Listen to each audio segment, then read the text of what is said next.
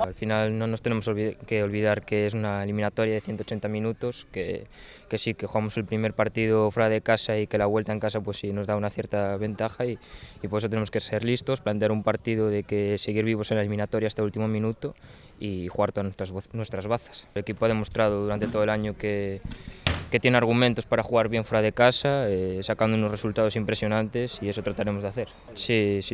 Además con el valor doble de los goles tenemos que tenerlo muy en cuenta y obviamente sin volvernos locos pues intentar marcar goles, que es lo que hacemos durante toda la temporada, ¿no? Que fuera de casa hemos tenido facilidad para ver portería.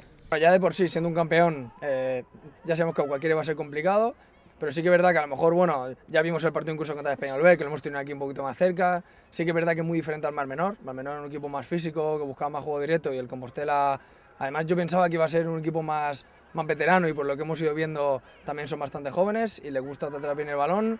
Yo creo que eso nos puede venir bien para alguna fase del juego y otra no tanto. Yo creo que ellos también no estarán contentos con quien le ha tocado, porque bueno, siempre el grupo catalán todo el mundo dice que es fuerte, pero bueno, yo creo que todos los grupos son fuertes, pero hay que afrontarlo como que da igual que ellos hayan sido campeones y no son los cuartos, sino una eliminatoria. Arriba.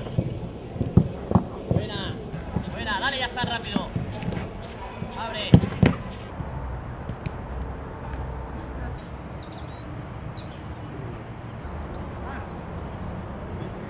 Sí, claro, por eso está la finalidad del entrenamiento de hoy, ¿no? Coger sensaciones para lo que nos vamos a encontrar el domingo, bote de balón, para a la hora de circular los pases y bueno, no tener una sorpresa allí el domingo a la hora de jugar el partido.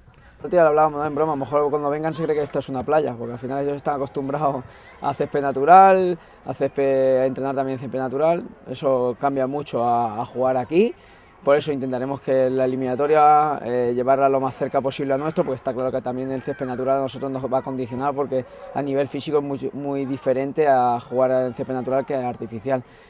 Por eso yo creo que los campos en este momento sí que son diferenciales y el que sepa más adaptarse a él pues tendrá mucho ganado.